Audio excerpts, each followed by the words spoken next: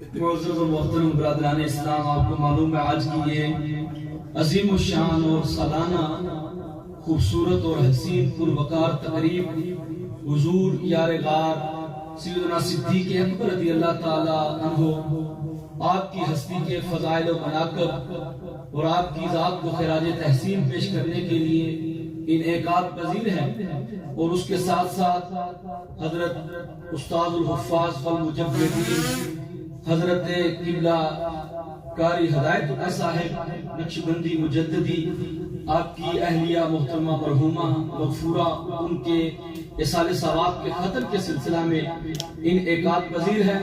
بہت ساری ہستیاں اسٹیج کے اوپر جلوہ فرما ہیں جن کی زیارت سے آپ مستفید ہو رہے ہیں۔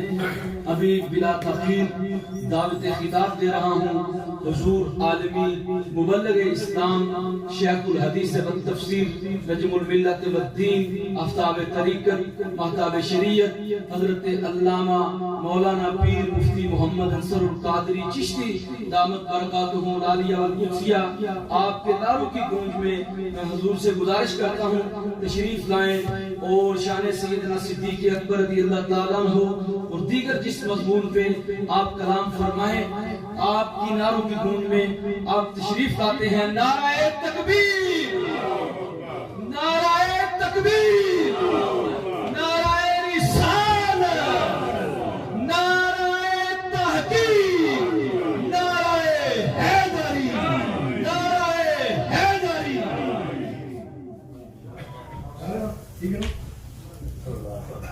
نحمده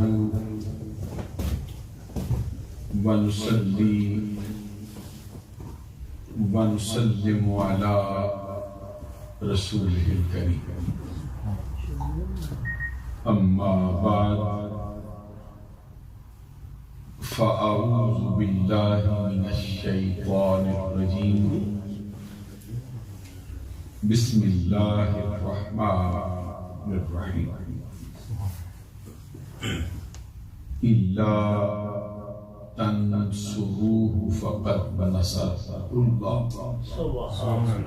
إذ أخرجه الذين كفروا ثاني اثنين إذ هما في الغار إذ يقول لصاحبه لا تحزن إن الله معنا فأنزل الله سكينته عليه وأيده بجنود لم تروها وجعل كلمة الذين كفروا السفلى وكلمة الله هي العليا وقال تبارك وتعالى وَسَيُجَنَّبُهَا الْأَتْقَى الَّذِي يُؤْتِي مَالَهُ يَتَزَكَّى وَمَا لِأَحَدٍ عِندَهُ مِن نِعْمَةٍ تُجْزَى إِلَّا ابْتِغَاءَ وَجْهِ رَبِّهِ الْأَعْلَى وَلَسَوْفَ يَرْضَى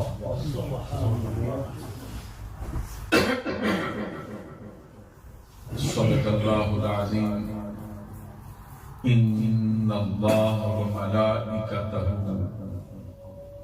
یصلون علی النبی یا ایہا الذین آمنوا صلوا علیہ وسلموا تسلیما۔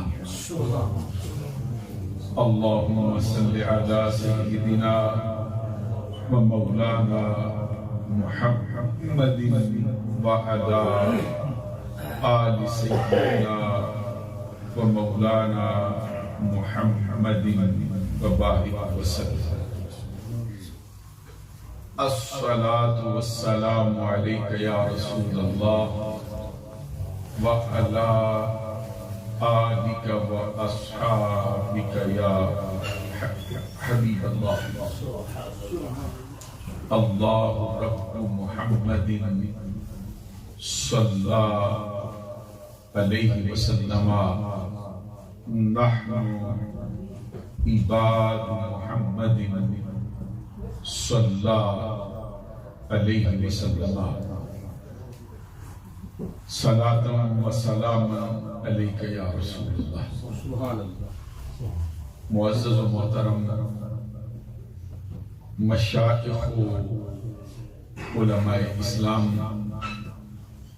و معزز و محترم حاضرین و سب، آج کی پروقار تقریب دو عنوانوں پر مشتمل ہے. ایک تو اس مبارک اور مقدس مہینے کی مناسبت سے حضور صدیق اکبر رضی اللہ تعالی عنہ کا تذکرہ ہے. دوسرا اہل سنت کے نامور استاد الحفاظ والعلماء والمشائخ حضرت مولانا قاری ہدایت اللہ صاحب جماعتی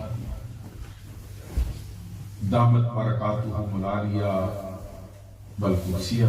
نعرہ تکبیر، اللہ اکبر، نعرہ رسالت، یا رسول اللہ، نعرہ حیدری، یا علی، نعرہ غوثیہ، فخر السادات حضرت علامہ پیر سید محمد اکرم شاہ صاحب بخاری.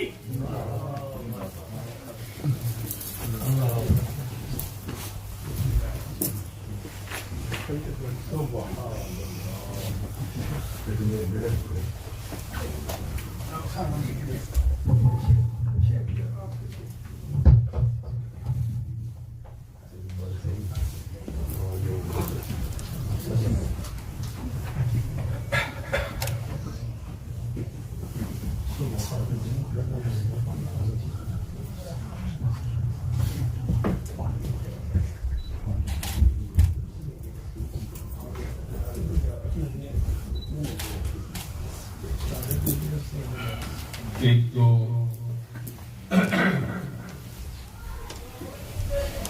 حضرت قاری صاحب کی رفیقہ حیات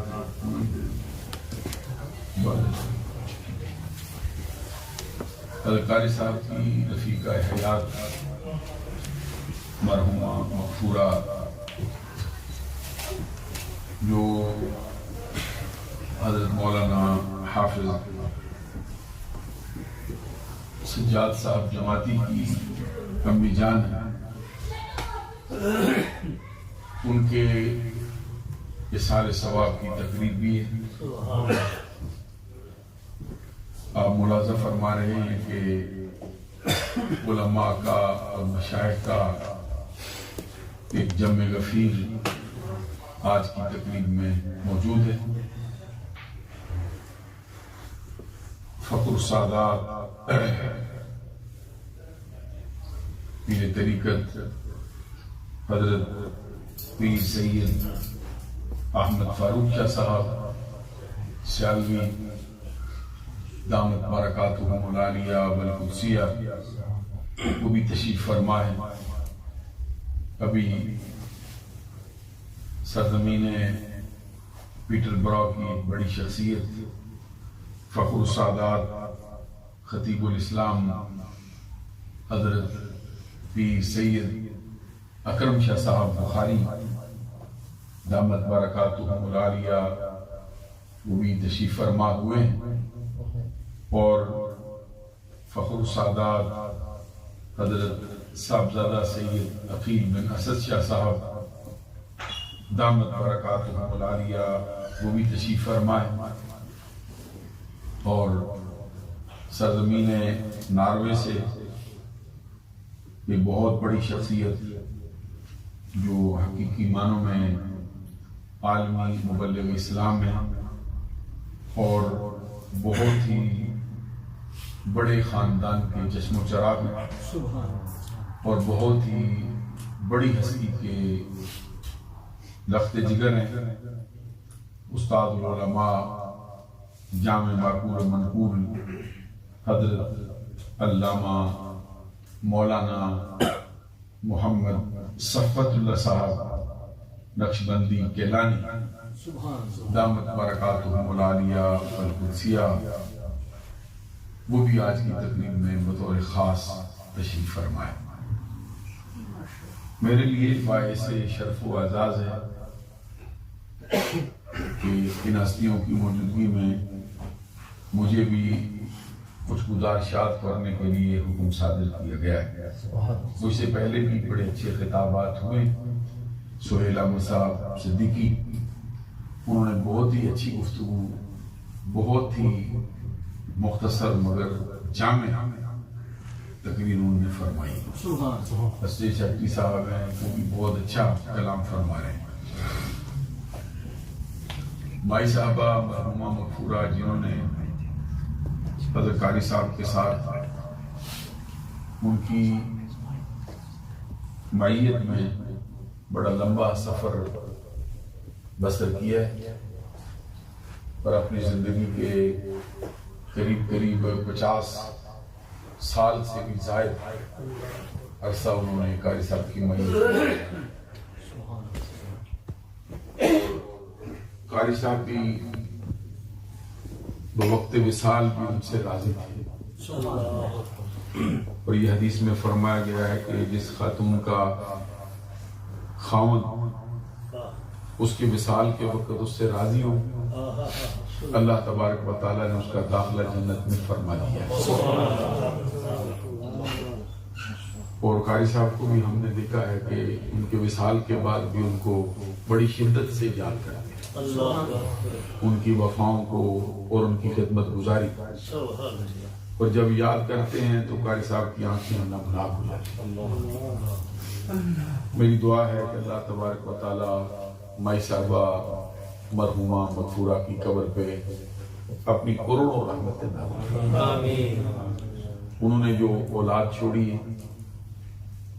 علامہ صاحب بلال صاحب ہیں، علامہ صاحب سجاد صاحب ہیں، یہ ان کی امنگوں کے ترجمان ہیں۔ نیک اولاد والدین کے لیے صدقہ جاریہ ہوتی ہے، اور اپنے والدین کا تعارف اور ان کی پہچان بھی ہوتی ہے۔ عربی زبان کا بڑا مشہور مقولہ ہے، الشجرۃ تعرف بثمرها، اس کا مطلب ہے کہ درخت اپنے پھل سے پہچانا جاتا ہے۔ بیٹوں کو دیکھنے سے ان کے والدین کا پتہ چلتا ہے۔ پھر یہ بھی کہتے ہیں کہ الولد سر لابیہ، بیٹا اپنے باپ کا راز ہوتا ہے۔ جس طرح باپ کا راز ہوتا ہے اسی طرح ماں کا بھی راز ہوتا ہے۔ سر یہ بہت بڑا وسیع کلمہ ہے۔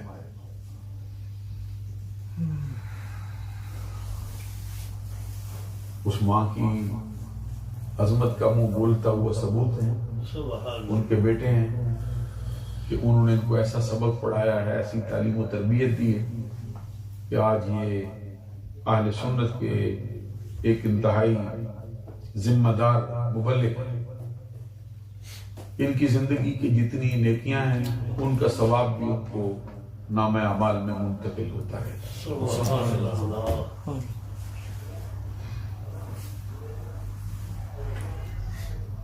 ایسے حضرات ہیں جو دنیا سے رخت سفر باندھ جاتے ہیں لیکن مرا نہیں جاتا۔ پیر وارث شاہ رحمۃ اللہ علیہ نے بڑی سادہ زبان میں کہا ہے، وارث شاہ وہ سدا ہی جیوں دے جنہ کیتیاں نیک کمائیاں۔ وارث شاہ وہ سدا ہی جیوں دے نے جنہ کیتیاں نیک کمائیاں۔ سادی شراری رحمت اللہ علیہ فرماتے ہیں، دولت جاوید یافت ہر کے نیکو نام زیست، کز آقبش ذکر خیر زندہ کند نام نام، وصف ترا کند ور نہ کنند اہل فضل، حاجت مشاط نیس روح دل آرام کا۔ اس کا مطلب یہ ہے کہ وہ شخص ہمیشہ کی زندگی پا گیا ہے جس نے اپنی زندگی نیک نامی سے بسر کی۔ فساد کہا ہے کہ کیسے ہو سکتا ہے کہ ان کے جانے کے بعد ان کا ذکر خیر ان کے نام کو زندہ نہ رکھے، جب تک یہ ان کی تعلیم و تربیت پانے والے افراد زندہ رہیں گے ان کا نام بھی زندہ رہے گا۔ اور پھر تو سعدی شرازی رحمۃ اللہ علیہ نے قریب قلم ہی توڑ دیا ہے اور کہا ہے کہ جانے والے تیرا ذکر کوئی تیرے جانے کے بعد اہل فضل بزرگ لوگ اچھے الفاظ سے کریں یا نہ کریں، اللہ نے تجھے اس کا محتاج نہیں رکھا۔ کیوں نہیں رکھا؟ کہ حاجت مشاط نیست روح دل آرام کا، جس کا چہرہ خوبصورت ہو اس کو کنگھی کرنے کی حاجت نہیں۔ اس کا مطلب یہ ہے کہ جس نے اپنی زندگی نیکیوں سے بسر کر دی ہو پھر اس کو کسی کی ستائش کی کیا ضرورت باقی ہے۔ بلے شاہ رحمت اللہ علیہ فرماتے ہیں بلے شاہ آسا مرنا نہیں گور پہ آکو، کہ گور میں قبر میں جو اترا ہوا دیکھتے ہو وہ ہمارا جسد خاکی ہے، جو چیز ہم کو مرنے نہیں دے گی وہ ہمارے کارنامے ہیں۔ تو یہ جو مساجد کے امام ہیں یا مساجد کے خطیب ہیں یا مدارس کے استاد ہیں، ان کے ساتھ زندگی بسر کرنا کوئی آسان کام نہیں، بہت جان جوکھوں کا کام ہے۔ ان کے ساتھ جو زوجیت میں خواتین ان کے نکاح میں بند جاتی ہیں ان کے لیے کس قدر مشکلات ہوتی ہیں اس کا اندازہ وہی خاتون کر سکتی ہے جو اس میں آئے۔ دوسرے دیکھ سکتے ہیں، کوئی ستائش کر سکتا ہے، کوئی اعتراض کر سکتا ہے، لیکن یہ اس کو پتا ہوتا ہے جس کے ساتھ ہو رہا ہے۔ یہ کوئی آسان شعبہ نہیں۔ اللہ تعالیٰ نے ان کو یہ مرتبہ دیا ہے کہ قوم کی خدمت پر مامور نہیں۔ میرے نزدیک وہ صرف ان 2 بچوں کی ماں نہیں، بلکہ وہ تو ان سینکڑوں نہیں ہزاروں بچوں کی ماں ہیں جنہوں نے قاری صاحب سے پڑھا ہے۔ میں پچھلے 3-4 سال پہلے کے زیادہ ہو گئے قاری صاحب سے، قاری ریاض صاحب سے میں ملاقات، ان کے بیٹے ہیں گکھڑ منڈی ہمارا علاقہ ہے۔ میں نے ان سے پوچھا کتنے طلباء پڑھا چکے ہیں؟ انہوں نے فرمایا قریب 500 بچہ میں حفظ کرا چکا ہوں۔ تو آگے میں نے ایک اور قاری صاحب تھے ہمارے بڑے قریبی ہیں، میں نے پوچھا وہ کس سے پڑھے گئے؟ میرے شاگرد ہیں، وہ بھی تقریباً 1000 کے قریب بچہ پڑھا چکا ہے۔ تو قاری صاحب، قاری ریاض صاحب کس کے شاگرد ہیں؟ قاری ہدایت اللہ صاحب کی۔ سبحان اللہ، سبحان اللہ۔ اب آپ دیکھ لیجئے کتنے بندوں نے ان سے آگے پڑھا ہے۔ تو یہ مرحومہ مغفورہ سب کی ماں ہے، میرے نزدیک یہ قوم کی ماں ہے۔ اللہ تعالیٰ ان کی قبر پہ کروڑوں رحمت نازل فرمائے، اور بذات خود قاری صاحب کو اللہ تعالیٰ صحت دے، تندرستی عطا فرمائے۔ بڑی تکلیف میں ہیں، کبھی مغرب کی نماز انہوں نے اپنے کمرے میں پڑھی ہے، ہم نے دوسرے کمرے میں پڑھی، تو اس وقت بھی ان کی نماز پڑھنے کی حالت بڑی مشکل تھی۔ قاری صاحب کا نام رہ جاتا ہے ہر باری، صفا شہزاد صاحب ہمارے بڑے پیارے ساتھی، رہ جائے تو معاف کرنا، میری طبیعت بہت خراب تھی۔ اللہ تعالیٰ قاری صاحب کو صحت دے، تندرستی عطا فرمائے۔ لیٹے لیٹے انہوں نے مغرب کی نماز ادا کی، اٹھنے سے بھی کاسک آئی، بہت تکلیف تھی ان کو، تو پھر بھی ان کے دل میں جو شوق تھا، ابھی میں دیکھ رہا تھا، وہ کہتے ہیں کہ مجھے صحت ہو جائے تو میں رمضان المبارک کا سارا مہینہ مدینہ شریف میں گزارنا۔ دیکھ لیجیے، میں نے کہا آپ اتنے حج کر چکے، کہتے ہیں 30 حج کر بیٹھا، اور عمریں کہتے ہیں یاد ہی نہیں۔ اللہ کا اتنا کرم ہوا تو قاری صاحب کے ساتھ ہی رہی ہے نا بھائی صاحب کا، تو اچھے بندے کا ساتھ جو ہے چند گھڑی کا ساتھ بندے کا بیڑا پار کر دے، تو نصف صدی کا ساتھ،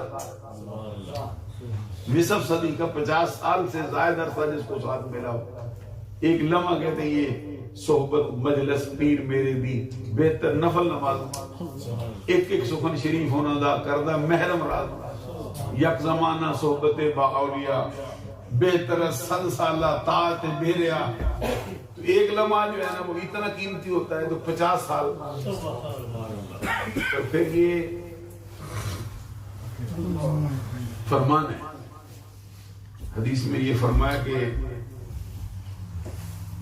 وہ چیزیں جو بندے کے مر جانے کے بعد خود بخود اس کے نامہ اعمال میں منتقل ہوتی رہتی ہے، اپنے آپ منتقل ہوتی ہے، کتنی ہے؟ ان مما یلحق المؤمن بعد موته من عمله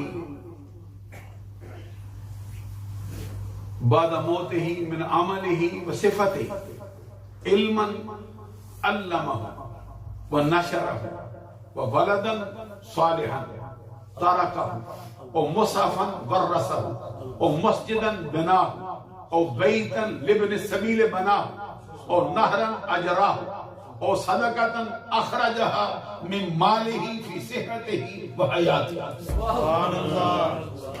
یہ حدیث ہے جو میں نے پڑھی. اس کا مطلب یہ ہے کہ بندہ جب انتقال کر جاتا ہے تو وہ چیزیں جو خود بخود اس کے نامہ اعمال میں منتقل ہوتی ہے. ایک ہوتا ہے کہ آپ اصحال ثواب کرتے ہیں، ایک ہے کہ آپ کریں یا نہ کریں خود بخود ہی منتقل ہوتا ہے، جو اس کو ملتی رہتی قبر میں. سب سے پہلے کیا ہے؟ علم. علمہ ونشرہ. سب سے پہلا علم ہے جو بندے کو منتقل ہوتا ہے، جو اس نے سکھایا اور جو اس نے پھیلایا. جتنا قاری صاحب نے علم پڑھایا سکھایا، جتنی اس کی اشاعت کی کوشش کی، تو مائی صاحبہ تو ہر وقت ان کے ساتھ ہی. یہ فرمایا ان الدال علی الخیر کفاعل. اس کا مطلب ہے نیکی کی طرف رغبت دلانے والا بھی نیکی کرنے والے کی مانند دوست. نیکی بعض نبی نے بندے بھی ان کے گھر میں پڑھنے آئے. ایک حافظ صاحب میں مجھے لگتا ہے 82 کی بات ہے، 82 کی بات، تو میں ایک ادارے میں پڑھتا تھا، ادھر وہ بھی تشریف لاتے تھے، نبی نے تھے، بڑے خوبصورت کپڑے انہوں نے پہنے ہوئے. وہ میرے ذہن میں ان کی تصویر ٹکی تھی.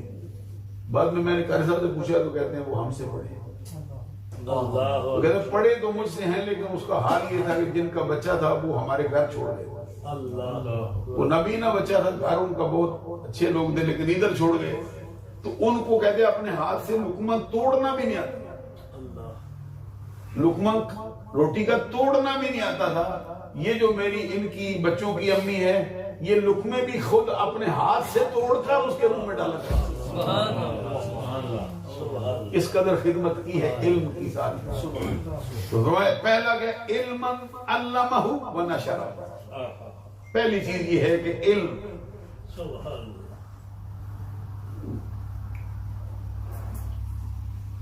علم جس نے سیکھا ہے، سکھایا ہے، پڑھا ہے، پڑھایا ہے.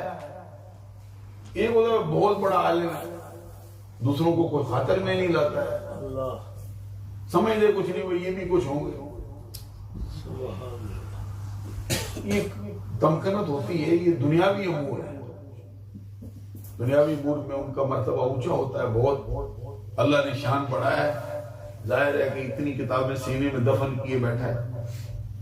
تو ہمارے نزدیک تو کوئی یسرن القرآن بھی پڑھاتا ہو تو اسی رستے کا راہی. یسرن القرآنی قاعدہ بھی پڑھاتا ہو تو اسی رستے کا راہی. ایک بہت بڑا قافلہ ہے، اس قافلے کے سپہ سالار امام علی مقام ہوں، ان کے ساتھ تو کسی کا مقابلہ ہو نہیں سکتا. تو اب کوئی بندہ اس قافلے کا ایک فرد ہو جائے، اسی قافلے کا ایک فرد ہو، قیامت کے دن وہ بھی تو انہی کے ساتھ ہی اٹھے گا. اسی لیے حدیث میں فرمایا کہ العالم والمتعلم سواء فی الجنہ، عالم ہو یا طالب علم ہو جنت میں دونوں ہی برابر ہیں، ان کا مرتبہ ایسے کرتے ہیں۔ ویسے حدیث میں بھی فرمایا گیا ہے کہ من جاءہ الموت وهو يطلب العلم ليحيي به الاسلام وبينه وبين النبيين درجة واحدة في الجنة، اس کا مطلب ہے جس شخص کو اس حال میں موت آئی کہ وہ علم کی طلب میں لگا ہو، عالم نہ ہو، مفتی صاحب نہ ہو، محدث بھی نہ ہو، استاد بھی نہ ہو، فخر القراء بھی نہ ہو، صرف پڑھنے ہی نکلا ہو۔ مقصد پڑھنے سے کوئی دنیا کمانا نہیں، مقصد پڑھنے سے یہ نہیں میں بڑا مولانا ہو گیا ہوں تو میرا نام بڑا ہو جائے یا میں ایسا کرتا رہوں۔ مقصد ہے اس کا لیحیی بہ الاسلام، اس کا مقصد ہے اسلام کی اشاعت، اسلام کی زندگی، اس کا مقصد اسلام کو زندہ کروں۔ یہ دین کے طالب علم بھی اسلام کو زندہ کر سکتے ہیں۔ سبحان اللہ۔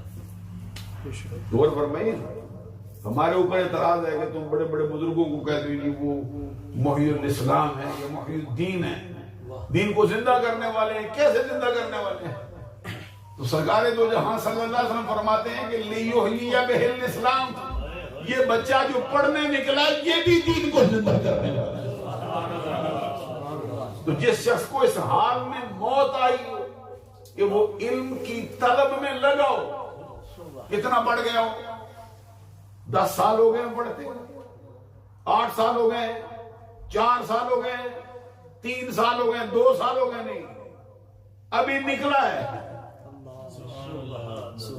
8 دن بھی نہیں ہوئے، قاعدہ پڑھتا ہے، سالانہ رازہ کا پڑھاتے ہیں، ابھی اس کی بسم اللہ الرحمن التسمیہ سیدھی کرتے ہیں، موت نے آ لیا، کیا مرتبہ ہے؟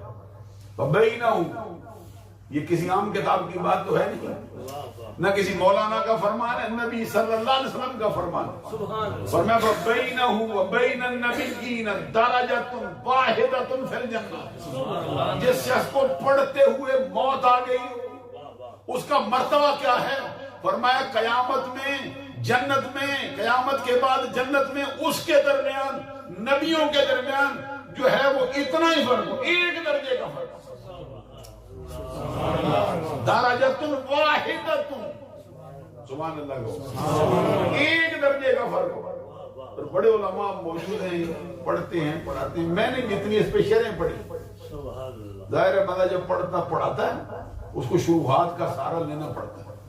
جتنی شروحات میں نے پڑھی ہیں میری نظر سے گزری، سب محشی جتنے آئے، حاشیہ لکھنے والے، شرح لکھنے والے، یہ درجہ کون سا ہے جس کا فرق ہے؟ وَبَيْنَهُ وَبَيْنَ النَّبِيِّينَ دَرَجَةٌ وَاحِدَةٌ فِي الْجَنَّةِ، کہتے سب نے لکھا ہے کہ وہ درجہ کوئی اور نہیں، وہ درجہ نبوت ہے۔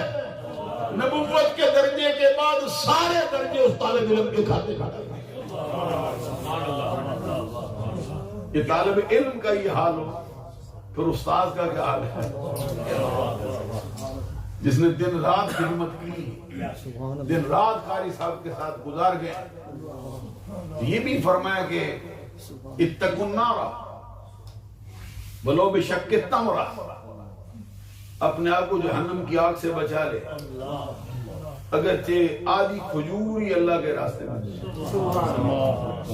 آدھی کھجور دینے سے بھی بندہ دوزخ سے بچ جاتا ہے۔ جو بعض روایات میں ہے کہ داؤد علیہ السلام نے اللہ سے عرض کیا تھا، مولا مجھے دکھا میزان جس پہ عمل تولے جائیں گے، ترازو، سکیل، میں دیکھوں میں کیسا ہے۔ داؤد علیہ السلام کے سامنے اللہ تبارک و تعالی نے کہ داؤد علیہ السلام نے میزان دیکھی، پھر طبیعت میں ایسی کیفیت آئی ہوئی تھی کہ ہوش قائم نہیں، داؤد علیہ السلام کے ہوش قائم نہیں۔ جب ہوش میں آئے نا تو اللہ سے عرض کیا، مولا اس کو بھرے گا کون؟ اس کو کون بھرے گا؟ اسی لیے میرے ہوش قائم نہیں رہے، کون بھرے گا؟ کیوں جی؟ کہنے ایک پلڑا اس کا 7 آسمانوں سے 7 زمینوں سے بڑا ہے، ایک پلہ میزان کا ترازو کا جس پہ عمل تولے جائیں گے 7 آسمانوں سے 7 زمینوں سے بڑا ہے، بھرے گا کون؟ ادھر سے جواب آیا داؤد نہ گھبرا، جب ہم کسی پہ راضی ہو گئے تو آدھی کھجور صدقہ کرنے سے میدان بھر دیں گے۔ حدیث میں فرمایا گیا اپنے آپ کو دوزخ کی آگ سے بچا لے، اگرچہ آدھی کھجور کا ٹکڑا دے دے اللہ کے راستے۔ معلوم ہوا کہ مال دینے سے اللہ کے راستے میں بندہ دوزخ سے بولیے بچتا۔ آگے فرمایا یہ تو مال ہے نا، دیا بچا، تو جس کے بعد مال وہی نا۔ سنو یہ حدیث میں کیا فرمایا، فَمَن لَّمْ يَجِدْ فَبِكَلِمَةٍ طَيِّبَةٍ۔ آپ کبھی سبحان اللہ کہتے ہیں؟ آپ کی توجہ ہے نا میں کیا کہتا ہوں؟ یہ فرمایا جو مال نہ پائے، کھجور ہے ہی نہیں، آدھی نہیں، چوتھا حصہ نہیں، کیا کریں؟ فرمایا سرکار نے فَمَن لَّمْ يَجِدْ فَبِكَلِمَةٍ طَيِّبَةٍ، جو کھجور کا بھی حصہ نہ پائے، کچھ بھی نہ پائے، اس کو چاہیے کوئی اچھا جملہ بول دے، اللہ اس کے بدلے میں اس کو دوزخ سے بچائے۔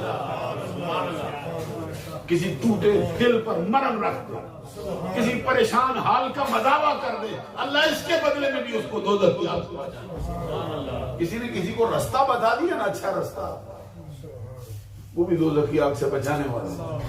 فَبِكَلِمَةٍ طَيِّبَةٍ۔ پر میں حدیث پڑھ رہا تھا، فرمایا پہلا مسئلہ علم ہے، یہ خود بخود منتقل ہوتا ہے۔ آپ بھی زندگی میں کچھ چیزوں میں سے کچھ کرو تاکہ ہم سب کا بیڑا پار ہو۔ توجہ ہے میری بات کی طرف؟ سنو گے نا کچھ سناتا ہوں آپ سے، ان دیواروں کو نہیں سناتا، یہ مسئلہ سمجھنے والا ہے، یہ چھت سننے والی نہیں، کہ آپ کے لیے عرض کرتا ہوں زندگی میں بڑے کام کرتے ہو، کچھ اپنے لیے بھی کرو، اپنے لیے بھی کرو، کیونکہ قرآن پاک میں فرمایا یا ایھا الذین آمنوا علیکم انفسکم، اے ایمان والو اپنی فکر کرو، اپنی آپ اس کی کرتے ہیں نا، اس کو بھی بچاتے ہیں، اس کو بھی، اس کو بھی، اس کو بھی، تو ان کو بچانے سے پہلے اپنے آپ کو بھی بچانا۔ نہیں غور نہیں کیا، اگر خود بچ گیا تو پھر دوسروں کو بچانے کے قابل ہوگا نہیں ہوگا؟ تو اگر آپ ہی نہ بچا، اب دیکھیں روز آپ سفر کرتے ہیں جہاز میں، بڑی آسان اور سادہ سی مثال ہے، آپ کو جو تلقین کرتے ہیں جہاز میں بیٹھتے ہوئے، خدا نہ کرے کبھی کوئی آکسیجن کم ہو گئی نا، یہ ماسک گرے گا آپ کے اوپر، تو آپ کے پاس بندے ہیں، والدین بھی ہیں، ان سے قریبی کون ہو سکتا؟ آپ کے بچے جگر کے ٹکڑے ہیں، چھوٹے چھوٹے بچے ہیں، کوئی 2 سال کا، کوئی 4 سال کا، کوئی 5 سال کا، کوئی 6 سال کا، بوڑھے والدین ضعیف ہیں، یہ ماسک گرا ہے، وہ نہیں پہن سکتے، ماسک گرا تیرے اوپر، تو نے سب سے پہلے کس کو ماسک چڑھانا ہے؟ والدین کو۔ یہ نہ سمجھنا بھی عقل کے خلاف بات ہوگی، بچے کو، کیونکہ بچے کے بغیر تو بندہ بچ نہیں سکتا۔ ساتھ ہی فرمایا ایسا نہ کرنا، والدین کو کہیں پہنانے لگے نا یا اولاد کو، تو کہیں اس میں آپ ماری نہ جائے، تو پہلے اپنے اوپر چڑھا، آپ چڑھا لیا تو نے، تو آکسیجن کا تیرا مسئلہ حل ہو گیا، اب تو اپنے والدین کو بھی پہنا سکتا ہے، اپنی اولاد کو بھی پہنا سکتا ہے۔ تو بلا تشبیہ و بلا مثال فرمایا اپنی فکر کر، قیامت کے دن اگر تو بچ گیا پھر کسی اور کی سفارش بھی کر لے گا۔ سبحان اللہ کہو۔ اور اگر خود ہی نہ بچے، یہ پہلی بات فرمائی ہے، کون سی چیز ملے گی؟ قبر میں خود بخود منتقل ہوگی، علما علمہ ونشرہ، پہلی بات۔ دوسری بات فرمائی ولد صالحا ترکہ، اس نے نیک بچہ اپنے مرنے کے بعد چھوڑ دیا۔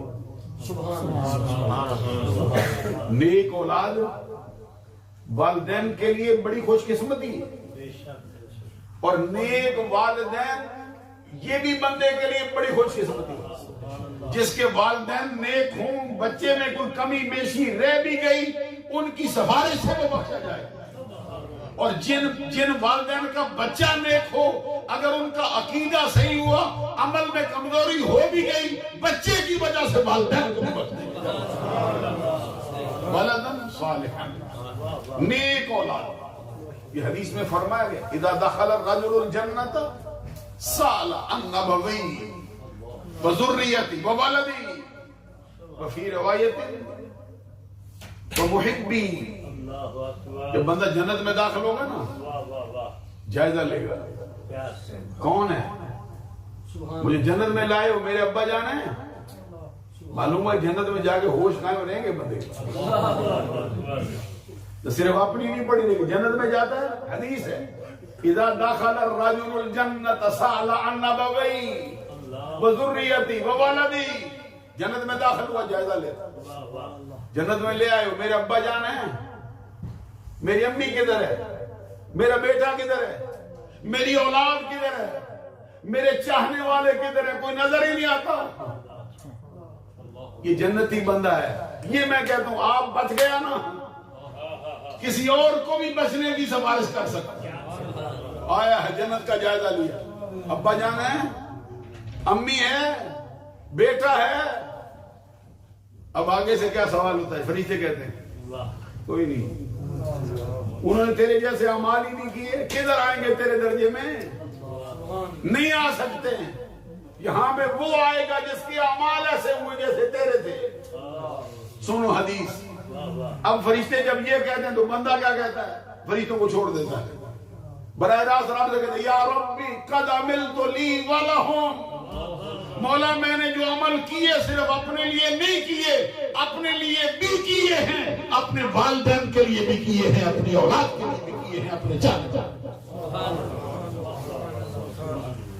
کبھی توجہ سے بات سنو نا، میں دیکھتا ہوں آپ تقریر سننے کی کوئی توجہ نہیں آپ رکھتے ہیں. میں دیکھ رہا ہوں یہ جو حدیث میں نے پڑھی ہے، کبھی آپ ہو وہاں پہ جنت میں، آپ کے ابا جان ہوں، آپ کی امی جان ہوں، کوئی آپ کا عزیز ہو جو جنت میں گیا ہو، آپ کو نہ پائے، تلاش کرتا ہو میرا بیٹا کدھر ہے، وہ کہتا یا ربی قد عملت لی ولہم. مولا فرشتوں کو نہیں پتا میں نے کیا عمل کیے، جو کیے ہیں صرف اپنے لیے نہیں کیے، اپنے لیے بھی کیے ہیں، اپنے ابا جان کے لیے بھی کیے ہیں، اپنی اماں کے لیے بھی کیے ہیں، اپنے بیٹوں کے لیے بھی کیے ہیں. مجھے چین نہیں آتا جب تک وہ میرے ساتھ نہ ہو. حدیث کے الفاظ میں فَيُؤْمَرُ بِإِلْحَاقِهِمْ بِهِ، رب کی طرف سے حکم آئے گا فرشتوں جس جس کو چاہتا ہے اس کی سفارش پر اس کے ساتھ ملاتے ہیں. جس کو چاہتا ہے ابے کو بھی لے آؤ، اماں کو بھی لے آؤ، بیٹوں کو بھی لے آؤ. حدیث میں یہ فرمایا گیا ہے اللہ تبارک و تعالی جنت میں ایک درجے کا بلند مرتبہ بلند کر، نیک اولاد ہے، مرتبہ بلند ہو گیا. وہ بندہ کہتا ہے یا رب انا لی ہذی، میں نے کوئی نیکی کی نہیں، درجہ کیوں بلند کر دیا؟ میرے درجے کے بلند ہونے کی وجہ کیا بن گئی؟ کیوں اونچا ہو گیا میں؟ جواب آیا بے استغفار والد کا لگا. حدیثوں کو سن کے سبحان اللہ کہنے کی بھول پڑ جائے کہ مصطفیٰ کا فرمان آیا ہے. آپ شیروں سے ہی تولتے رہو، اگر حدیثوں کو بھی شیروں سے بھی نہ تولو، غور کرو نا، پھر لطیفوں سے بھی تم نہ تولو، ان پہ تو تم راضی ہوتے جاؤ. مصطفیٰ کا فرمان ہے، اپنی طبیعت بدلتے ہیں، یہ طبیعتوں کو ادھر لے آتے ہیں جو سرکار کا چاہے، سرکار کی چاہے. یہ فرمایا اب عرض کرتا مولا میں دنیا میں گیا نہیں، نیکی کی نہیں، درجہ کیوں بلند کیا؟ جواب ہے بے استغفار والد کا لکا، تیری کوئی نیکی نہیں، یہ تیرے بیٹے کی بخشش کی دعائیں ہیں جو تیرے مر جانے کے بعد تیرے لیے کرتا ہے. ان کی دعاؤں نے تیرا درجہ اونچا کر دیا. ولدن صالحا تارکہ، دو باتیں ہو گئی. تیسری بات فرمائی او مصحفا ورثہ، مصحفا ورثہ، اس نے اپنی زندگی میں کوئی کتاب خریدی ہو، جس سے انسانیت کو فائدہ ملتا ہے. ایک تو نا یہ مصحف تو عرف عام میں قرآن پاک ہوگا، لیکن اس کا مطلب ہے ہر قسم کی کتاب ہے جو جس میں نیکی کے راستے بت، حدیث کی کتاب ہے، فقہ کی کتاب ہے، یہ بھی اسی میں شمار ہوتا. تو فرمایا مرنے سے پہلے اس نے کوئی کتاب نیکی والی جس میں انسانیت کے فائدے کی باتیں لکھی ہوں خرید کر وقف کر گیا ہو، جب تک زمانہ اس سے فائدہ اٹھاتا رہے گا خود بخود اس کا ثواب بھی اس کے نامہ اعمال میں منتقل ہوگا. چوتھی بات فرمائی او مسجدن بنا ہو، زندگی میں کوئی مسجد بنائی ہو. سبحان اللہ کہتے ہیں مسجد بنائی ہو. اب میں سمجھتا ہوں کہ قاری صاحب نے کتنی مسجدیں بنائی، کتنے مصحف خریدے، کتنے بچے چھوڑے. تو جہاں قاری صاحب نے چھوڑے ہیں تو مائی صاحبہ بھی ان کے ساتھ ہی رہی. انہوں نے کسی مقام پر اس مسئلے میں قاری صاحب کے ساتھ مخالفت نہیں کی. قاری صاحب کی آواز پہ لبیک کہا. تو میں کہتا ہوں جو ثواب قاری صاحب کے حصے میں آئے گا وہ مائی صاحبہ کے بھی حصے میں آئے گا. او مسجدن بنا او بیتن لابن السبیل بنا ہو، تو ایسا گھر بنا دیا جو راہ جاتے لوگ جیسے مدرسہ سمجھ لیں، سرائے سمجھ لیں. تو مسجد مدرسہ بھی قاری صاحب نے بنایا، ایک تو نہیں. جب تک مدرسہ قائم ہے ثواب منتقل ہوتا ہے. آپ بھی کوئی ایک آدمی لگا جاؤ زندگی تاکہ آپ کو بھی آپ کے نام اعمال میں ثواب منتقل ہوتا ہے. جہاں دل چاہے لگا دو، لگانا ادھر جو سچے عقیدے والے ہیں. او بیتن لابن السبیل بنا ہو او نہرن اجراہ، زندگی میں اس نے کوئی نہر کھدوا دیا نا، کنواں کھدوا دیا. یہ عبداللہ بن مبارک کے پاس ایک بندہ آیا تھا، اس نے کہا مجھے ناسور ہو گیا. ناسور کا مطلب ہوتا ہے بھئی ایسا پھوڑا نکلا ہے اب یہ میری جان ہی لے گا. ایسا پھوڑا نکلا ہے جو میرے پورا عضو لے جائے، جیسے کینسر ہوتا ہے. کوئی علاج ہے، ڈاکٹروں نے سب نے مجھے کہہ دیا ہے کوئی حل نہیں. حضرت عبداللہ بن مبارک امام اعظم ابو حنیفہ کے شاگرد ہیں، محدثین کے امام ہیں، صوفیاء کے امام ہیں. اس نے کہا کہ کوئی اس کا علاج ہے؟ کہتے ہے نا. کہتے کیا کروں؟ کہتے کسی ایسے علاقے میں جانا جہاں تجھے کوئی جانتا نہ ہو، جہاں تجھے کوئی جانتا واقفیت ہی نہ ہو، تاکہ تیرا عمل خالص اللہ کے لیے ہو جائے. کیونکہ وہ پانی کا کنواں کھدوا گیا نا پھر مجھے بتانا. اب گیا نا کچھ عرصے کے بعد کنواں کھدوایا، معاملہ ہوا نا، آرام آ گیا. عبداللہ بن مبارک کی خدمت میں حاضر ہوا، کہتے ہیں آرام آ گیا. کہتے ہیں میں نے عمل خود نہیں بتایا، اوپر سے آ رہا ہے جو بتا. اور نہرن نجرا، زندگی میں کنواں کھدوایا ہے، پانی وقف کر دیا ہے. جب تک وہ سلسلہ جاری رہے گا، بندہ دنیا سے گزر چکا ہے، 100 سال بیت گیا ہے، جب تک کنواں چلتا رہے گا اس کا ثواب بھی اس کے نامہ اعمال میں منتقل ہوگا. اور صدقۃ اخرجھا من مالہ فی صحتہ و حیاتہ، حالت صحت میں جس نے صدقہ کیا نا. ایک ہوتا ہے مرنے لگے صدقہ دے دو، یہ کہتے تندرست ہے، کہتے دو نا اللہ کے راہ. تو یہ چیزیں ہیں، ان پر بھی بس نہیں ہوتا. میں یہ سمجھتا ہوں کہ جنہوں نے قاری صاحب کے ساتھ اتنا عرصہ میت میں گزارا ہے، اللہ کا کرم ان کو ضرور ملے گا. یہ نیک ساتھ ہوتا ہے میاں کا بیوی کا، یہ جنت میں بھی جاری رہتا ہے. کچھ ایسے مرد ایسی عورتیں ہیں جو الگ الگ کر دیں گے، کیونکہ رشتہ ٹوٹ جاتا ہے نا، موت کے ساتھ اس کا نکاح ختم ہو جاتا ہے. لیکن کچھ نیک مرد، کچھ نیک عورتیں جو دنیا میں رشتے میں بندھی ہیں نا، جنت میں دونوں ہی ہیں. تو قرآن پڑھنے والے اللہ کے کرم سے ضرور اس سے نوازے جائیں گے. اور بھی بہت اس پہ میرا دل چاہتا ہے میں بیان کروں آپ کو، لیکن مضمون لمبا ہونے کا اندیشہ ہے. 6:30 تک مجھے حکم دیا علامہ صاحب نے، تو میری طبیعت بھی میں نے کہا بہت خراب ہے، ابھی دوائی بھی منگوائی تھی، سانس میرا چل نہیں رہا تھا. اب آپ کو معلوم ہے کہ یہ مبارک مہینہ جو ہے نا، حضور صدیق اکبر رضی اللہ تعالیٰ عنہ کے وصال کا، اہل سنت کا جو نظریہ ہے اس کے پیش نظر پورے عالم اسلام میں ان ایام میں صدیق اکبر رضی اللہ تعالیٰ عنہ کی بارگاہ میں خراج تحسین پیش کرنے کے لیے باقاعدہ محافل کا انعقاد ہوتا ہے. جمعۃ المبارک کے خطبات بھی اسی مضمون پر، اور ہمارے نزدیک تو صدیق اکبر کا تذکرہ ہے یہ عبادت ہے، اور صرف عبادت ہی نہیں، صدیق اکبر کا تذکرہ بالواسطہ ذکر نبی ہے، اور ذکر نبی تو ایسا ہے جو اللہ کی بارگاہ میں ہر صورت میں درجہ قبولیت پہ فائز ہوتا ہے. دو مقام سے میں نے اس مضمون کی وضاحت کے لیے کچھ آیات پڑھی، مجھ سے پہلے صدیقی صاحب نے بھی پڑھی، کیونکہ وقت کی وجہ سے وہ ترجمہ پھر اس طرح کر نہیں سکتے. میں بھی دیکھتا ہوں میرے لیے 10 منٹ باقی رہ گئے ہیں، تھوڑا وقت میں شاید زیادہ لے جاؤں، تھوڑا سا ترجمہ ذرا سنا دیں. اس سے پہلے یہ بات یاد رکھنے والی ہے کہ اہل سنت کے نظریے میں نبیوں اور رسولوں کے بعد جس ہستی کا مرتبہ سب سے اونچا ہے وہ صدیق اکبر رضی اللہ. جو ہستی نبیوں اور رسولوں کے بعد سب سے اونچا مرتبہ رکھتی ہے وہ صدیق اکبر رضی اللہ تعالیٰ.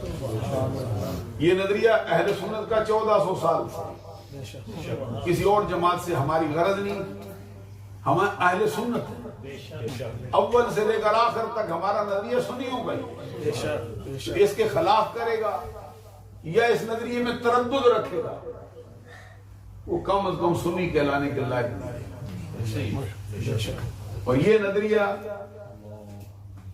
ان کی جو فضیلت ہے نبیوں رسولوں کے بعد اللہ کی ساری مخلوق، صرف انسانوں میں نہیں فرشتوں پر بھی، کیونکہ یہ سرکار کی حدیث ہے بڑی مشہور ہے جس میں سرکار نے فرمایا کہ ابو بکر و عمر خیر من الاولین و خیر من الاخرین و خیر من اہل السماوات و خیر من اہل الارضین الا النبیین والمرسلین. سرکار کا فرمان ہے ابو بکر و عمر پہلوں سے بھی افضل، ابو بکر و عمر بعد والوں سے بھی افضل، ابو بکر و عمر آسمان والوں سے بھی افضل. یہ بات تو سمجھ آئی بھائی زمین والوں سے افضل ہے، یہ بات سمجھ آئی پہلوں سے افضل ہے، یہ بات سمجھ آئی بعد والوں سے افضل ہے. یہاں پہ فرمایا ابو بکر و عمر خیر من الاولین وخیر من الآخرین وخیر من اہل السماوات وخیر من اہل الارضین الا النبیین والمرسلین. ابو بکر و عمر پہلوں سے بھی افضل، بعد والوں سے بھی افضل، زمین والوں سے بھی افضل، آسمان والوں سے بھی افضل، مگر ان کا یہ مرتبہ نبیوں کے بعد ہے اور رسولوں کے بعد. جن کے سبحان اللہ، مگر یہ مرتبہ نبی اور رسولوں کے بعد ان کو حاصل ہوا. اور خود حضور مولانا شیر خدا کا فرمان بھی سنو، چہرے پہ مسکراہٹ بھی ہو، ذرا زبان سے سبحان اللہ. یہ تو سرکار کا فرمان ہے نا. خود مولانا شیر خدا رضی اللہ تعالیٰ عنہ کا کیا فرمان ہے؟ یہ کنز المال سے میں نے حدیث پڑھی نا، یہ صفحے پر یہ حدیث ہے، اسے 3-4 سطریں چھوڑ کے نیچے پھر یہ حضرت علی کا فرمان ہے. حضرت علی شیر خدا کیا فرماتے ہیں؟ وہ فرماتے ہیں واللہ ما ولد فی الاسلام مولود ولا ادقى ولا اطہر ولا افضل من نبی بکر. حضرت علی شیر خدا رضی اللہ تعالیٰ عنہ کا فرمان. پھر سنو کہتے ہیں واللہ، حضرت علی قسم اٹھا رہے ہیں. تو جو دعویٰ کرے میں علی سے محبت کرتا ہوں، سبحان اللہ کہو نا یار. حضرت ایک بہت بڑے محدث ہوئے ہیں امام عبد الرزاق ان کا نام، ان کے بارے میں اعلیٰ حضرت نے کچھ الفاظ ایسے خوبصورت لکھے ان کے بارے میں. تو ان کے بارے میں مشہور وہ لفظ میں نہیں بولتا کیونکہ اس کے لیے پھر مجھے وضاحت کی ضرورت پڑ جائے. بعض اوقات ہوتا ہے کہ لفظ ایسا ہے کہ سمجھانے کے لیے وقت لگ چاہیے، درمیان میں چھوڑ جائیں پھر کہیں بیٹھ نہ جائے آپ کے ذہن میں. تو وہ ان کے بارے میں مشہور تھا کہ مولا علی شیر خدا سے وہ ٹوٹ ٹوٹ کے محبت کرتے. امام عبد الرزاق، یہ امام بخاری، امام مسلم، ان کے آگے اساتذہ میں سے بڑی ہستی ہے. ان سے کسی نے پوچھا بھائی کون افضل ہے؟ امت مسلمہ میں نبیوں کے بعد رسولوں کے بعد کون افضل؟ کہتے ہیں ابو بکر. کہتے تم تو علی سے محبت کرتے ہو تو نام ابو بکر کا لیتے ہو. وہ کہتے ہیں علی سے سچی محبت کرتا ہوں نا تبھی کہتا ہوں ابو بکر افضل ہے. کس وجہ سے؟ کہتے علی نے تو سبق پڑھایا ہے کہ پوری کائنات میں نبی اور رسولوں کے بعد ابو بکر سب سے افضل. نعرہ تکبیر، اللہ اکبر، نعرہ رسالت، یا رسول اللہ، نعرہ حیدری، یا حیدری، نعرہ غوثیہ، یا غوثیہ، نعرہ تحقیق، علماء اہل سنت زندہ باد. اور یہ حضور مولا علی شیر خدا کا فرمان سنو. کہتے واللہ علی قسم اٹھائے تو کتنی تاکید ہوتی. کبھی میرے ساتھ چلو نا مقیم تکلیف. حضرت علی شیر خدا اتنی شان کے مالک ہیں ان کو بھی قسم اٹھانے کی ضرورت ہے. کہتے واللہ ما ولد فی الاسلام مولود ولا اذکى ولا اطہر ولا افضل. کہتے اللہ کی قسم اسلام کے دامن میں آج تک ایک بچہ بھی ایسا پیدا نہیں ہوا جو نبیوں رسولوں کے بعد ابو بکر سے افضل ہو جائے, ابو بکر سے پاکیزہ ہو جائے, ابو بکر سے طاہر ہو جائے. حضرت علی کہتے زمانہ سن لے, نبیوں کے بعد رسولوں کے بعد ساری کائنات میں سب سے افضل ابو بکر ہے, سب سے طاہر ابو بکر ہے, سب سے پاکیزہ ابو بکر. حدیث اٹھا کے دیکھو. اور پھر حضرت صدیق اکبر رضی اللہ تعالیٰ عنہ کے بعد جس کا مرتبہ ہے وہ فاروق اعظم رضی اللہ تعالیٰ عنہ. سرکار نے بہت سی حدیثوں میں صدیق اکبر کے بعد فاروق اعظم کا تذکرہ ساتھ ہی کر دیا. یہ بڑی مشہور حدیث ہے جس میں سرکار کی جو حضرت علی شیر خدا کا فرمان کی, اس میں بھی صدیق اکبر کے بعد حضرت عمر کا نام آتا ہے. ابو بکر کے بعد پھر عمر افضل, ابو بکر کے بعد پھر عمر افضل. تو اب اتنا مرتبہ حضرت عمر کا ہو جو پوری کائنات میں نبیوں رسولوں کے بعد ابو بکر صدیق رضی اللہ تعالیٰ عنہ کے بعد سب سے افضل ہو فاروق اعظم رضی اللہ تعالیٰ عنہ. ان کو سرکار نے کہا جن کی شان کا کوئی کنارہ نہیں, حضرت عمر ان سے کہا یا عمرو هل انت الا حسنۃ من حسنات ابی بکر. سبحان اللہ. حضرت فاروق اعظم سے فرمایا یا عمرو هل انت الا حسنۃ من حسنات ابی بکر. عمر تو بھی ملے اور تیری نیکیاں بھی ملے, میرے ابو بکر کی ایک بن سکتا ہے, تو میرے ابو بکر کی ایک بھی نہیں. حضرت فاروق اعظم کا اتنا مرتبہ ہو نبی اور رسولوں کے بعد صدیق اکبر کے بعد پوری کائنات سے افضل ہو. سرکار ان سے کہتے ہیں تو میرے ابو بکر کی. اور پھر حضرت عمر کا بھی فرمان ہے, اور بعد نے کہا حدیث ہے جو سرکار نے فرمایا لو بدینا ایمان ابی بکر ما ایمان اہل الارض. اگر پوری امت کے ایمان کا پوری امت کے افراد کا ایمان ترازو کے ایک پلڑے میں ڈالا جائے, میرے ابو بکر کے ایمان کو ترازو کے دوسرے پلڑے میں رکھ کر اس کا وزن کیا جائے. پوری امت کے افراد کا ایمان ایک پلے میں, ابو بکر کا ایمان ایک پلے میں. سرکار کہتے خدا کی قسم ابو بکر کے ایمان کا پلہ بھاری بھاری. یہ حضرت صدیق اکبر رضی اللہ تعالیٰ عنہ کا شان ہے. حضرت صدیق اکبر رضی اللہ تعالیٰ عنہ کا مقام اور مرتبہ ہے.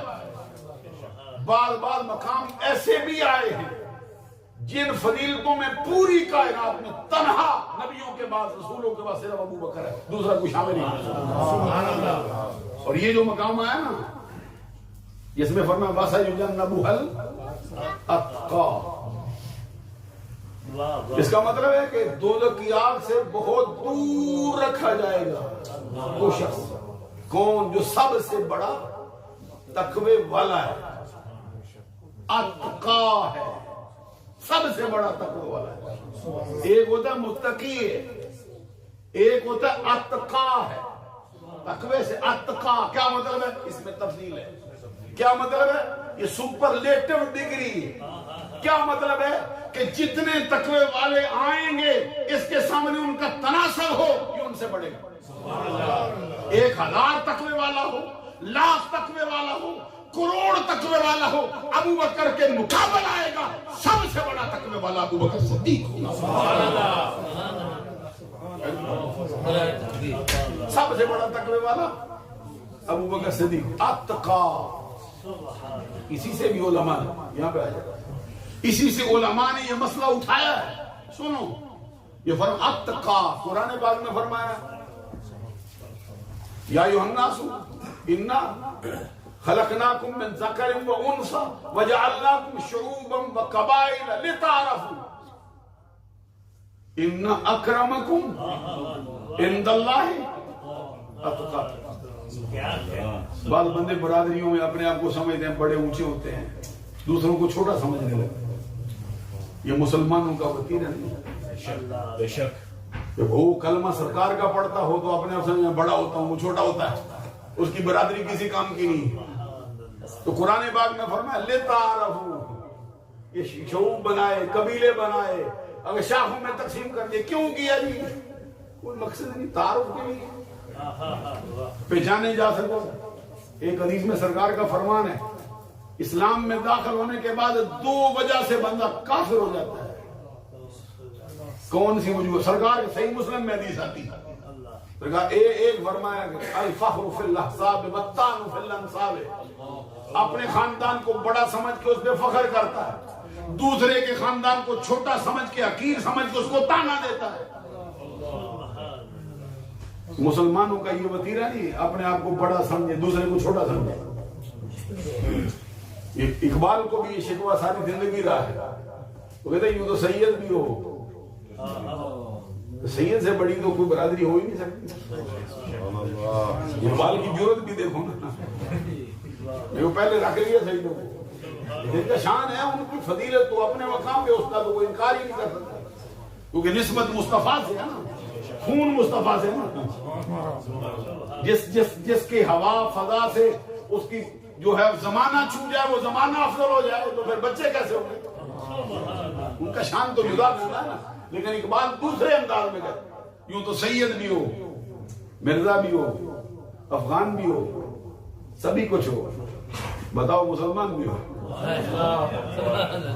मैं कहते इकबाल की जरूरत को भी सलाम करना चाहिए, क्योंकि उस जमाने में जरा ये मिर्जे भी जरा करीब करीब गुजरे थे ना, ये जो मुगलिया खानदान है उनको भी रख लिया, अफगानियों को भी रख लिया। कहते यूं तो सैयद भी हो, मिर्जा भी हो, अफगान भी हो, सभी कुछ हो, बताओ मुसलमान भी हो। क्या मतलब हुआ कि मुसलमान होने के बाद ये बरादरियों का कोई तस्वर नहीं रहता। एक ही सफ में खड़े हो गए महमूद अय्याज, ना कोई बंदा रहा। गौर करो ना, हबश वाला बिलाल आया ना, तो सारे अरबी झुके बैठे। हज़रत फारूक आदम भी बुलाते हैं, बिलाल को तो क्या कहते हैं, या सैयदो सरवर। फारूक आदम जैसा जरी बंदा हजरत बिलाल को बुलाए तो सैयदी कहकर बोला। इस्लाम में आने के बाद इज्जत फिर किसकी बढ़ती है? कुरान पाक में फरमाया ये इन्ना अक्रमकुम इंदल्लाहि अत्काकुम, अल्लाह तबारक व तआला की बारगाह में सबसे बड़ा मुअज़्ज़ज़ वो है जिसका तकवा ज्यादा है। यहाँ पे फरमाया तकवे वाला ज्यादा मुअज़्ज़ज़। सुनो जी, जरा गौर करो, तकवे वाला ज्यादा मुअज़्ज़ज़। तो सिद्दीक़ अकबर को क्या कहा? ये तकवे वाला नहीं, अत्का है। तकवे तो सबको नसीब होंगे जो मुस्तफा की गुलामी में आएंगे, लेकिन ये तकवे वालों में सबसे बढ़ गया। इसीलिए उलमा ने कहा कि अत्का अबू बकर हुआ, तो फिर अकरम कौन हुआ, फिर अफजल कौन हुआ? कहते हैं अबू बकर सिद्दीक का शान ये है कि अबू बकर सिद्दीक अत्काए उम्मत, उम्मत में सबसे बड़ा तकवे वाला ये है, तो अकरम उम्मत भी ये है, तो अफजल उम्मत भी अबू बकर सिद्दीक। ये फरमाया अबू बकर सिद्दीक के लिए वो तकवे वाला क्यों हुआ है? फरमाया अल्लज़ी यूती मालहू यतज़क्का, वो अपना माल खर्च करता है। किसके लिए करता है? कि मेरी नमूदो नुमाइश हो जाए, जैसे हम करते हैं, मस्जिद बनानी है मेरा नाम लिख दो, मैं जगह देता हूं मेरा नाम लिखो दे दूंगा। तो सिद्दीक़ अकबर का हाल सुनो, یہ سرکار دو جہاں صلی اللہ علیہ وسلم کی بارگاہ میں جب اسلام لائے تھے کتنا مال دیا؟ ان ابا بکر یوم اسلم ولہ 40,000 دینار ما انفقها علی رسول اللہ صلی اللہ علیہ وسلم. جس دن اسلام قبول کیا تھا اس دن 40,000 دینار تھے. اسلام قبول کرتے ہی مصطفیٰ کی قدموں میں ڈال کے کہا ابو بکر بھی تیرا ہے، اس کا مال بھی تیرا ہے. 40,000 دینار کتنے ہوتے ہیں؟ یہ 3.5 ماشے سے زیادہ سونے کا سکہ ہوتا ہے. 1 دینار تو 40,000 دینار. آج کی بات نہیں، کتنے سال؟ ذرا میرے ساتھ چلو مسئلہ سمجھائیں. یہاں پہ ایک وہ سنی کہلاتے تھے اپنے آپ کو، بڑے عالم دین ہوئے. میں زیادہ وضاحت نہیں کرتا، ان کی تقریر میں نے سنی. زیادہ وضاحت کروں تو شاید آپ بہت قریب پہنچ جائیں. صرف مسئلہ حل کرتا ہوں. وہ کہتے ہیں امام اعظم ابو حنیفہ نعمان بن ثابت رضی اللہ تعالیٰ عنہ نے اس وقت 1500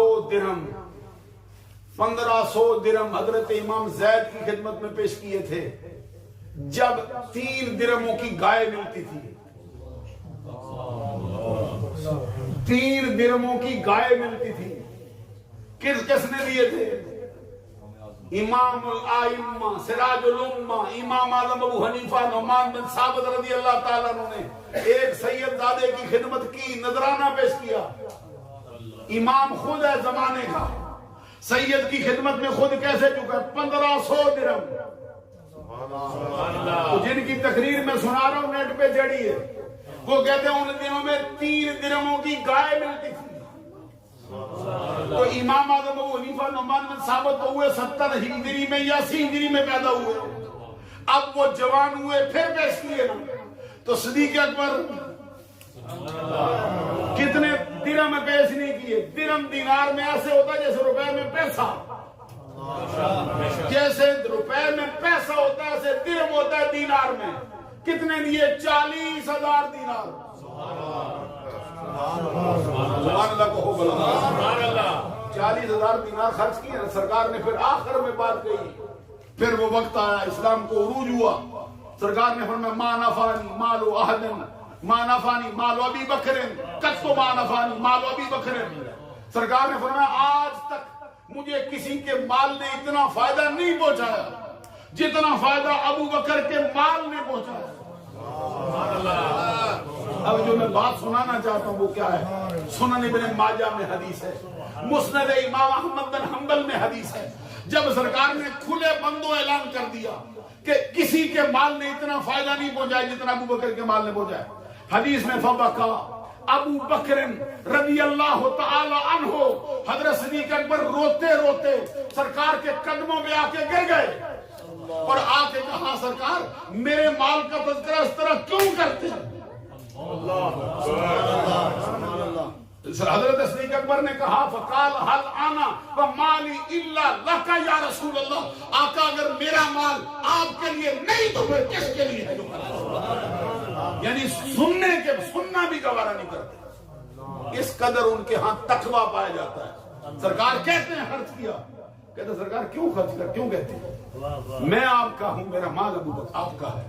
حضرت صدیق اکبر رضی اللہ تعالیٰ نے قرآن نے کہا الذی یوتی مالہ، اس لیے کہ وہ اپنا مال خرچ کرتا ہے. کس لیے کرتا ہے؟ تاکہ وہ تزکیہ کرے، تزکیہ باطن کرے، تاکہ وہ ستھرا ہو جائے. اپنا ظاہر، اپنا باطن، اپنا تن، اپنا من اس طرح کر دے جو اللہ کو مقصود ہے، جو مصطفیٰ کو مقصود ہے. مال کو خرچ کرنے کا کوئی اور مقصد نمود و نمائش نہیں. آگے فرمایا الذی یوتی مالہ یتزکا. تو لوگوں نے تانے دیے نا، کیوں اس وقت خرچ کیا تھا مال؟ حضرت بلال کو عذاب کرایا تھا. تو بلال کو عذاب کرانے میں کتنا مال دیا ہے؟ ایک روایت میں آتا ہے کہ 1,000 دینار، ایک روایت میں آتا ہے 10,000 دینار، ایک روایت میں آتا ہے 1 سیر سونا، ایک روایت میں آتا ہے 10 سیر سونا، اور ایک روایت میں آتا ہے حضرت صدیق اکبر نے کہا نا میں یہ تیرا غلام خریدنا چاہتا ہوں. تو آگے سے وہ جو امیہ بن خلف تھا اس نے کہا, آپ نے فرمایا بول کیا لیتا ہے؟ اس نے کہا یہ جو تیرا غلام ہے نستاس جس کا نام, یہ لوں گا. نستاس گورے رنگ والا, چٹے رنگ والا تھا غلام, لیکن آگے اس کے 20 کے قریب خود غلام تھا غلام, لیکن آگے اس کے پاس سینکڑوں بھیڑیں, سینکڑوں بکریاں, سینکڑوں گائیں, سینکڑوں اونٹ تھے. اس نے جا کے اس پہ ہاتھ دیتا ہے. صدیق اکبر نے فرمایا بس یہ کچھ اور بھی, بس یہ کچھ اور بھی. اس نے کہا یہ کیسا, تو مال پرکھ سکتا ہے, قیمت لگا سکتا ہے. امیہ بن خلف نے تعریف کی صدیق اکبر کی. اس نے کہا مال پرکھنے, قیمت لگانے میں پورے عرب میں تیرا ثانی کوئی نہیں. یہ ایک بڑے تاجر کی جو ہے نا صحیح تعریف ہوئی ہے. ایک ہے کہ بندہ بڑا اچھا ہے لیکن لوگ لوٹ کے لے جاتے ہیں. اس نے کہا تجھے لوٹ نہیں ہو سکتا. کہ سادی شیراز نے کسی نے پوچھا تھا عقل مند کون ہوتا ہے؟ کہتے جو کسی کو دھوکہ نہ دے. تو پوچھ کے چلا گیا نا, تو آپ نے پیچھے سے آواز ماری. کہتے آدھا سوال کر کے چلا گیا. کہتے آدھا کیا, کہتے یہ بھی پوچھنا دانش مند کون ہوتا ہے؟ پلٹ کے پوچھتا ہوں بتاؤ نا پھر دانش مند کون ہوتا ہے؟ پر میں دانش مند وہ ہوتا ہے جس کو کوئی دھوکہ دے نہ سکے. ہمارے بندے عقل مند ہیں, دانش مند کوئی نہیں. کبھی طارق جمیل لوٹ کے لے جاتا ہے, کبھی ذاکر نائک لوٹ کے لے جاتا ہے, کبھی ڈاکٹر اسرار صاحب کمند ڈال جاتے ہیں. تو دانش مند بھی بن جاؤ تاکہ تمہیں کوئی دھوکہ دے نہ سکے. صدیق اکبر کی تعریف میں امیہ بن خلف کہتا ہے پورے عرب میں تیرا ثانی میں نے دیکھا نہیں. تم مال بھی پرکھ سکتا ہے, قیمت بھی لگا سکتا ہے, لیکن آج بلال کی خریداری میں تو مات کھا گیا ہے. صدیق اکبر مسکرا کے فرماتے ہیں بلا بتا نا کیسے مات ہوئی ہے. اس نے پھر وہ کافر جو تھا تو اس کو اب کہتے ہیں کہ گلست سادی و چشم دشمن خارست. مولانا کو سبحان اللہ کہہ دیتا, جملہ آیا نا میری زبان پہ. اس کا مطلب یہ ہے سادی کہتا ہے سادی پھول ہے لیکن دشمن کی آنکھ میں کانٹا ہے. تو بلال کی قیمت تو بارگاہ رسالت میں لگتی ہے نا. تو وہ امیہ بن خلف کہتا ہے تو مات کھا گیا. صدیق اکبر کہتے ہیں کس وجہ سے؟ کہتے ہیں اتنا کند ذہن ہے, اتنا خبی ہے, اتنا بے عقل ہے. ذرا دیکھنا سر سے لے کر پاؤں تک مجسم سے آئی ہے, موٹے موٹے ہونٹوں والا ہے, چوڑے چکلے دانتوں والا ہے, تنگ و تاریک پیشانی والا ہے. میں نے سخت سے سخت سزا اس کو دی ہے. اس کو تو رحم کی اپیل کا سلیقہ بھی نہیں آتا. صدیق اکبر زیر لب مسکرا کے فرماتے ہیں بلا بتانا کہتا کیا ہے؟ کہتے جب بھی مارا یہی کہتا ہے تو نے میرا جسم خریدا ہے دل تو نہیں. تو نے میرا جسم خریدا ہے دل نہیں خریدا. اور جسم کا کام ہے تو حکم دے میں مانوں, اگر نہ مانوں تو لاکے تعدیر ہوں. رہ گیا دل, یہ کل بھی مصطفیٰ کا تھا, آج بھی مصطفیٰ کا ہے, قیامت تک مصطفیٰ کا تھا. نعرہ تکبیر, اللہ اکبر, نعرہ رسالت, نعرہ حیدری, نعرہ غوثیہ, علماء اہل سنت. صدیق اکبر رضی اللہ تعالیٰ نے مسکرا کے فرماتے ہیں جسے تو عیب سمجھے بیٹھے نا, یہ میرے نزدیک سب سے بڑا ہنر ہے. میں سونے کے مول خرید کر شرمندہ ہوں, میرے پاس میں ہوتا دونوں جہان اس کی قیمت میں لگا کے پھر لے کے جاتا. جب اتنی قیمت سے خریدا نا بلال حبشی کو, لوگوں نے تانا دیا, کہتے ہیں بلال کا کوئی احسان ہوگا نا. زمانہ ماضی میں جاہلیت کے دور میں کوئی احسان کیا ہوگا جس کا بدلہ چکانے آیا ہے. اب اعتراض ہوا ابو بکر پہ, تو جواب بھی ابو بکر کو دینا چاہیے. صدیق اکبر ہی جواب نہیں دیتے, سرکار ہی دے دیتے. اب سن ابو بکر کا مرتبہ کیا ہے. ابو بکر کے اعتراض ابو بکر پہ ہوتا ہے, جواب رب دیتا ہے. ادھر کیا فرمایا, کہتے احسان ہے. سنو جی, کہتے احسان ہے ابو بکر پر. سنو رب کیا کہتے, وما لأحد عندہ من نعمت تجزا. تم ایک بلال کی بات کرتے ہو, کائنات میں کوئی ایک بھی نہیں ہے جس کا احسان ابو بکر پہ. غور نہیں فرمایا آپ نے, میں نے جملہ کیا کہا, کائنات میں کوئی ایک بھی نہیں ہے. سبحان اللہ کہو کہ مسئلہ سمجھا دوں. یہ ماں نافیہ ہے, تو نفی کے بعد احد جب لاتے ہیں پھر وہ نفی تام کرتا ہے. دیکھو جیسے قرآن میں فرمایا نا وَلَمْ يَكُنْ لَهُ، یہ لم جو آتا ہے نا مضارع پر، یہ بھی ماں کا معنی دیتا ہے. وہ مولانا ہے یا سبحان اللہ کہے یہ مضارع پہ لم آتا ہے نا، جیسے لم یضرب ہے، کیا معنی ہوتا ہے؟ ما ضرب. لم یضرب ما ضرب، لم ینصر ما نصر، یہ معنی ہوتا ہے. تو یہاں لم یکن لہو کفوا معنی پورا ہو گیا. احد ہو نہ ہو معنی پورا ہے. اس کا مطلب کیا ہے؟ اس کا کوئی ہمسر نہیں ہے، تو احد کیوں لائے ہو؟ نہیں ہو رہی. جب لم یکن لہو کفوا کہہ کے معنی پورا ہو گیا، پھر احد کا اضافہ کیوں کیا؟ فرمایا گیا اس لیے کہ نفی تام ہو جائے، زمانے کو پتہ چل جائے کہ کائنات کی کوئی ایک جز ایسی نہیں جو رب کی ہمسر ہو جائے. تو یہ نفی کرنے کے بعد پھر احد بڑھایا. یہ ادھر بھی نظر آتا ہے نبی صلی اللہ علیہ وسلم کی بیویوں کے لیے. سنو فرمایا یا نساء النبی کی لستن، معنی پورا ہو گیا. کلمہ پڑھ دو قرآن کا کوئی نہیں. یا نساء النبی چہرے پھیر لیتے ہو، مجھے کیا سمجھ آئے کیا کہتے. غور سے سنو نا مسئلہ کیا ہے. یہ مسئلہ توجہ سے سننے والا ہے. یا نساء النبی کی لستن معنی پورا ہے. کیا مطلب ہے؟ نبی کی بیویوں، کوئی عورت تمہارے جیسی نہیں. کس کو ڈھونڈے؟ نسل انسانی میں ایک بھی نہیں جو عائشہ جیسی ہو، جو خدیجہ جیسی ہو. سبحان اللہ کہہ بلند آواز سے قرآن. یا نساء النبی کی لستن مطلب پورا ہو چکا ہے. لیکن آگے لایا کہ احد. کبھی قرآن سے تھوڑا ربط رکھو، میں احد کا معنی سمجھا رہا ہوں کیا ہوگا یہاں پہ. یہاں فرمایا یا نساء النبی کی لستن کاحد. کوئی یہ نہ سمجھے کہ کوئی تو نہیں، شاید کوئی ایک ہو جائے. فرمایا کائنات کے اندر کوئی ایک فرد ایسا نہیں جو تیرے جیسا ہو جائے. جب نفی کے بعد احد کو بڑھاتے ہیں نفی تام ہوتی. یہاں پر وما لأحد،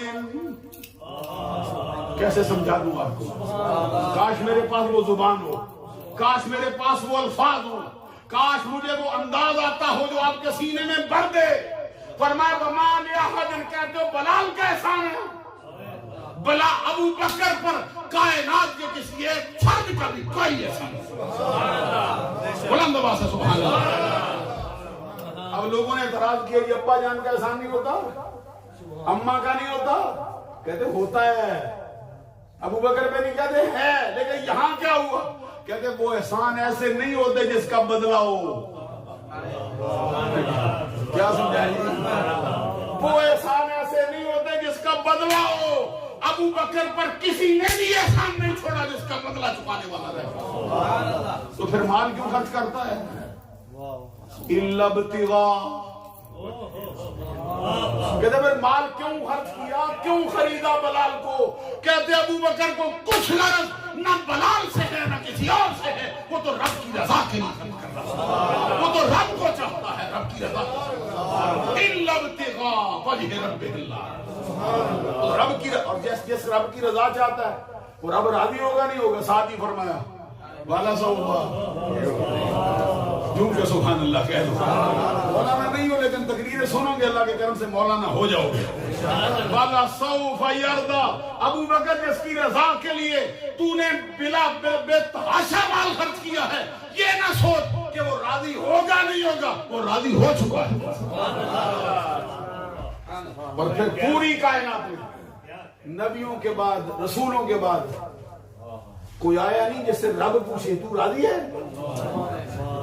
جب صدیق اکبر نے مال خرچ کیا نا جنگ تبوک کے موقع پر، تو سرکار نے پوچھ بڑے بڑے مال لائے. عبد الرحمن بن عوف نے 4000 درہم پیش کیے تھے اس نے. حضرت عمر کہتا سارا آدھا گھر اٹھا کے لایا تھا میں. اور عثمان غنی مسند احمد بن حنبل میں ہے 40,000 بندہ تھا. 40,000 میں سے آدھے سے زیادہ بندے تھے جن سب کے خرچ کا سامان عثمان غنی نے اپنے ذمہ لے لیا. اتنا مال لائے تھے عثمان غنی رضی اللہ تعالیٰ عنہ. یہ مرقات کے اندر ملا علی قاری نے نقشہ باندھا ہے. مفتی احمد یار خان نے میرات المناجی کے اندر اس کو اپنے لفظوں میں بیان کیا. میں زیادہ وقت آپ کا لینا نہیں چاہتا، صرف یہ کہ सब लाए ना माल, किसी से नहीं पूछा सरकार ने, 2 बंदों से पूछा है, फारूक आजम से, हजरत सिद्दीक अकबर से। वही सवाल जो फारूक आजम से किया सिद्दीक अकबर, माँ अब कई था अहले का या अबा बकर, इसका मतलब है कि अबू बकर घर वालों के लिए क्या छोड़ा है। अच्छा, ये सवाल कभी पीर साहब भी करते हैं, मौलाना साहब भी करते हैं, दुनिया का कोई बंदा बताओ, सबका सवाल होता है यहाँ क्या लाए हो। मुस्तफा ने ये नहीं कहा कि हाँ यहाँ क्या लाए, पर मैं घर वालों के लिए क्या छोड़ा है। कभी समझना मसला खुदा के लिए। सरकार को ये फिक्र थी कि मुझे, कि मेरे चाहने वाले हैं ना दीवाना वारा जाएंगे, वो घर वालों के लिए भी छोड़ आना, उनको भूखा न रख देना। सिद्दीक अकबर से पूछे माँ अब कई, और किसी का कबूल नहीं करते थे सारा। एक साहबी कहते हैं मेरे पास था एक सोने का छोटा सा हिस्सा, टुकड़ा, इतना सा जितना कबूतरी का अंडा होता है, ये भी लिखा किताबों। कहते मैं ले आया, तो कहते मुझे जरा थोड़ी तेजी हो गई मुझसे। मैंने कहा सरकार इतना ही था जो ले आया, सोने की ढली, कबूतरी के अंडे के बराबर, और कुछ नहीं है घर में। कहते सरकार ने पीछे हट के ना मुझे वो सोने का टुकड़ा डली मारी, कहते अगर मैं पीछे ना हटता मेरी नाक उड़ गई। तो सरकार ने फरमाया इसलिए आया हूं कि तुम्हारे बच्चे भूखे रहे, सारा उठा के ले आया, बच्चों का भी सोचना। एक साहबी कहते सरकार ने रगबत दिलाई माल लाओ, कहते मैं उठा, मैंने कहा सरकार 1 दीनार है, क्या करूं, पर मैं अपने ऊपर खर्च कर। कहते सरकार एक और भी है, पर मैं बीवी पे खर्च कर। कहते सरकार एक और भी है, तीसरा है, पर मैं बच्चों पे खर्च कर। कहते सरकार एक और भी है, पर मैं गुलामों पे खर्च कर। कहते सरकार एक और भी है, पर मैं ले आ, अब जहां चाहे खर्च कर। यानी पहले इनका हक है तुझ पे। किसी का सारा माल कबूल नहीं किया, एक ही जवान आया जिसका सारा ही कबूल कर लिया। पूछा माँ अब कई तले का या अबा बकर, अबू बकर बोल घर वालों के लिए क्या छोड़ा है। तो जवाब सिद्दीक अकबर ने क्या कहा, अब कई लहुमुल्लाह व रसूलहू, आका दुनिया की सारी मता तो तेरे कदमों पे निछावर की है, रह गया घर और घर वाले, उनके लिए अल्लाह है, अल्लाह का रसूल, अल्लाह को छोड़ा है, अल्लाह का रसूल। अभी कह रहे थे जिब्रील भी आ गए। सरकार ने फरमाया तू कैसे आया। कहते सरकार आपके तवस्सुल से अबू बकर को रब का सलाम देने आया। अबू बकर को रब का सलाम आया है, और साथ रब ने पूछा है अबू बकर से पूछो। फरमाया क्या पूछे। कहते पूछता है रब हल अंता बेरब्बे का राज हम साखितन, अबू बकर से पूछो सब कुछ लुटा दिया है, अब रब से राजी है या नाराज है। तो दुनिया से पूछता बंदा किसी से, अल्लाह पूछता है हल अंता बेरब्बे का राज हम साखितन, अबू बकर बता अपने रब से राजी है या नाराज। इतने मर्तबे में अबू बकर सिद्दीक आया बैठा, और उस वक्त पर सिद्दीक अकबर ने क्या कहा, आना अन रब्बी राजिन, आना अन रब्बी राजिन, आना अन रब्बी राजिन। आका मैं तो राजी हूँ, राजी हूँ, राजी। उससे पूछ लो कबूल भी करता है या नहीं। उधर से जवाब है वाला सौ पैया, जिसके लिए तूने खर्च किया है उसने कबूल भी किया, वो राजी भी होगा। इसलिए कि अकबर रज़ी अल्लाह ताला अन्हु के मर्तबे, उनकी शान जुदागाना, कोई मैदान ये शोबे अल्लाह तबारक व ताला ने जो सिद्दीक़ अकबर रज़ी अल्लाह ताला अन्हु को बख्शे हैं, वो इंसानों के लिए भी रश्क का बायस है और मलाइक के लिए भी रश्क का बायस है। दौरान गुफ्तगू मुझ फकीर से कोई छोटी बड़ी गलती सरदर्द हुई हो, अल्लाह से आप लोगों से माफी का तलबगार हूँ।